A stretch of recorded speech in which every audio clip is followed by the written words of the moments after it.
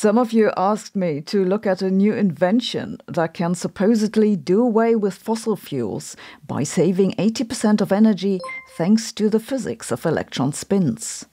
Yes, I know what you're thinking. It's probably bullshit. But let's be open-minded. Worst case, we'll learn something about electron spins. The new invention comes from a company in Tennessee with the name of Rumour Energy Systems. According to their website, they're working on the future of energy on planet Earth, one free pick image at a time. Their system, they say, utilizes the natural energy produced by the electron spin in the iron atom, converting it into usable electricity. In the words of the inventor Dr. Robert Rumour, we no longer have to mine or frack or drill to have our modern world. The energy to fuel our world has been all around us all this time. I've discovered a way to harness the energy from the spinning electrons in the atoms that make up the electrical steel and turn it into usable electricity. That's the energy force that drives the Rumour energy system. It never runs out. I don't know about you, but I didn't understand this. I do understand the talk about electron spins. It's really just about magnetization. In iron and a few other metals, the electron spins basically make each atom a tiny magnet. In the state of lowest energy, these atomic magnets are aligned with each other. All right, but how do we save the world with that? I seem to have missed a few steps. Let's have a look at what he's actually built. It only takes 1 unit of electric power input to put out 5 units of power output by the Rumour energy system. The remaining 4 units of power is provided by the magnetic domains within the steel as they are aligned by the weak electromagnetic input field. We demonstrated this conclusively in a simple experiment in our laboratory. We have 2 identical setups. Only one is made of plexiglass, which has no magnetic properties, and the other is made of electrical steel. I confirmed that the flux coming off the unit made of electrical steel is 4 times greater than the identical unit made of plexiglass. Yes, comparing plexiglass and electrical steel, the 2 most equivalent substances known to mankind. Electrical steel is an alloy that's used in a lot of electrical appliances because it's easy to magnetize. It effectively bundles magnetic field lines, which increases the magnetic flux, and that can optimize power use. So yes, the steel increases the flux, but that's like saying you can bake 4 times more bread with an oven than with a toaster. It's literally what it was designed for. It's nothing new, and of course, it doesn't generate energy. I couldn't make sense of the video, so I dug up the patents, and that was very useful indeed. The device is supposed to be an advanced power generator that converts mechanical into electrical energy. It looks complicated, but the clue for the origin of that extra energy is in this image. You see that if the magnetic field is neutral, he draws the atomic spins as random. So he waits for the steel to demagnetize, and that creates a cycle. You magnetize the steel, that releases energy because the atomic magnets align. You wait for it to demagnetize, which it does because air molecules bump into it. Then you magnetize it again, extract energy, and repeat. If that worked, it'd be a perpetual motion machine of the second kind. It converts thermal energy that's from the air into work. The inventor insists that the device is not a perpetual motion machine, but I'm pretty sure it is. Perpetual motion machines don't exist because they violate basic laws of physics. So what's going wrong here? Pause the video if you want to think about it, because I'm about to explain it. The problem is that the magnetized state isn't just a state of low energy, it's also a state of low entropy. This means you have to use energy to reach it, even if the energy of the state itself is lowered. It's much like a fridge. You need energy to shovel the entropy out. That process will warm up the environment in which energy will get lost. And when the magnet demagnetizes, it should actually slightly cool the air. Indeed, this process is used in physics. You first magnetize a material so that the atomic magnets are all aligned and it's a low entropy, low energy state. Then you bring it into contact with a sample, and the thermal motion from the sample will wiggle the atomic magnets and demagnetize the material. But that takes up energy. Consequently, the sample cools. It's called adiabatic cooling, and yes, this is used for some applications, but only at very low temperatures. But back to the Hucom miracle machine. What'd happen if you turned it on?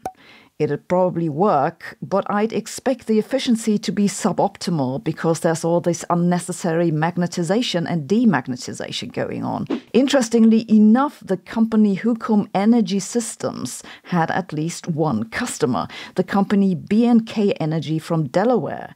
They bought the devices for a whopping $5 million, plugged them in, and filed a lawsuit in which you can read, on or around March 1st, 2023, plaintiff installed one of the defendant's products at plaintiff's own car dealership and was surprised, along with its affiliated companies, to discover that the product actually increased energy usage. Surprise! That said, the inventor Hucom sounds to me like he's sincere. He probably thinks that this thing actually works. So I don't think this is a scam, but it's not a breakthrough invention either. It's just a device that doesn't work. So sorry, the revolution has been postponed. As a rule of thumb, if someone uses the words never runs out, it's time to look for the nearest exit. A year ago, I predicted that 2024 would be the year in which quantum computing hype would peak and falter. As the year is nearing its end, I think I shouldn't make predictions, because it looks like the situation with quantum computing will remain in a superposition of promising and unpromising.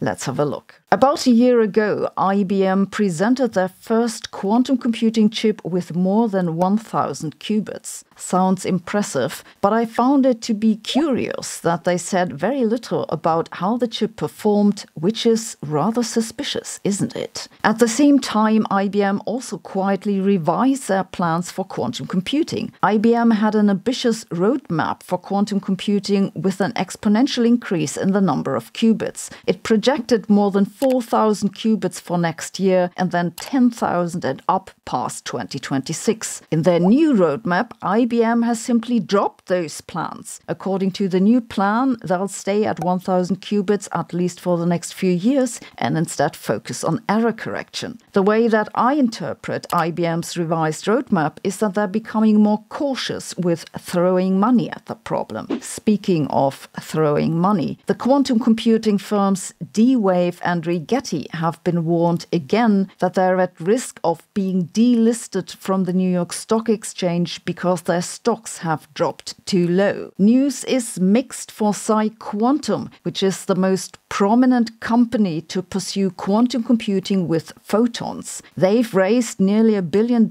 in funding, a substantial part of it from the Australian taxpayers. But they didn't just raise money, they also raised a lot of eyebrows, not least because they're an American company. Several members of the Australian Parliament have requested an investigation into whether the investment is an appropriate use of public money. Now to the good news. Google has made remarkable progress with error correction in the past month. Google, just as a reminder, uses the same quantum computing technology as IBM that are superconducting qubits. They've now demonstrated for the first time that the error correction improves as predicted when the number of qubits increases. To prevent errors from creeping into a quantum computation, one pairs each qubit with several others.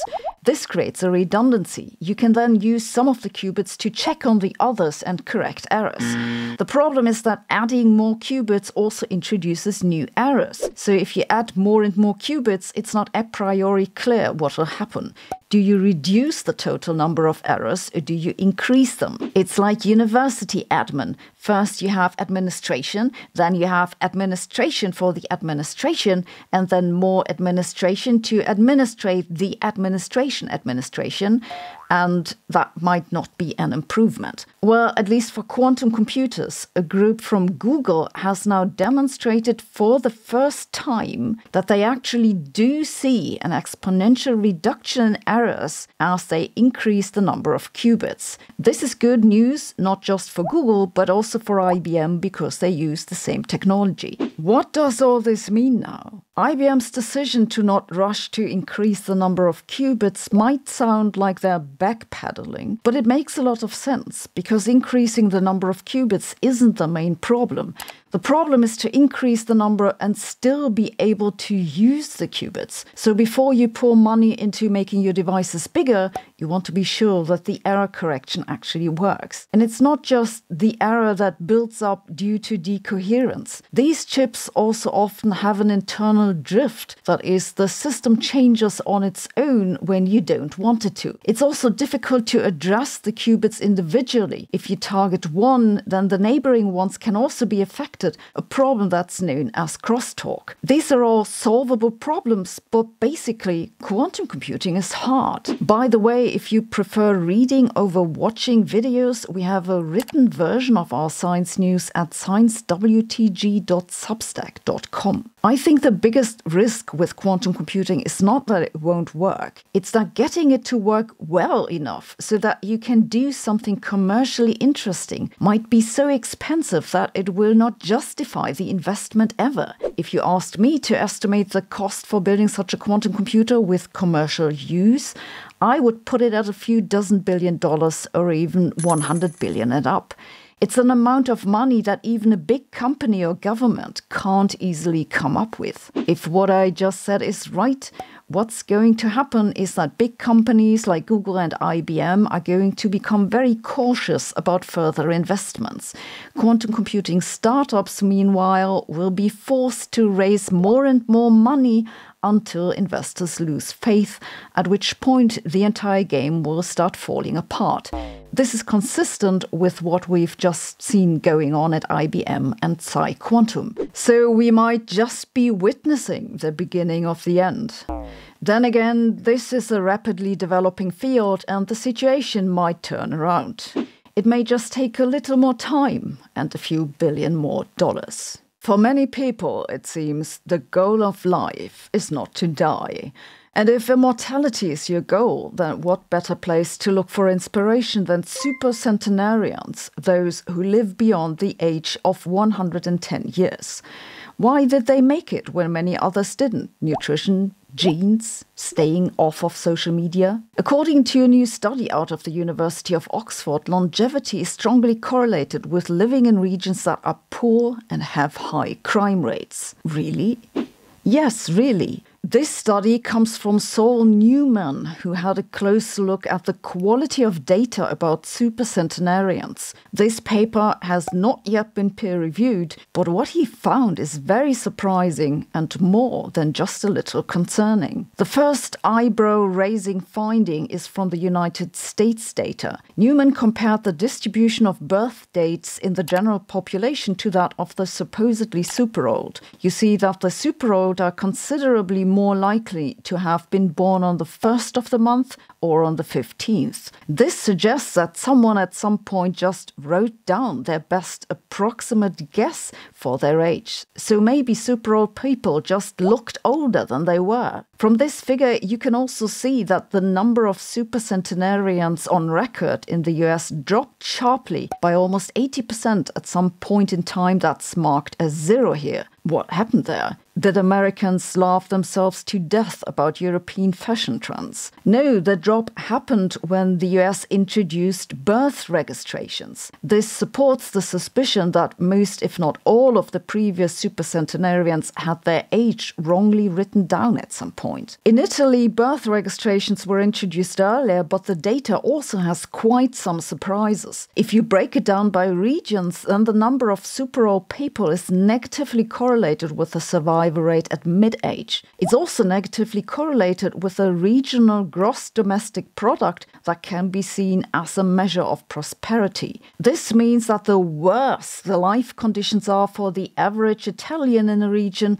the more of them seem to live to a higher age. The author says that this supports the hypothesis that Italian supercentenarians largely constitute a collection of errors and pension fraud. In France, too, the regional number of super old people is correlated with poverty and high crime rate. It's a similar story in England. There, too, reaching a supposedly high age is more likely in poor and difficult regions. A very illustrative example is Tower Hamlets, a borough of London.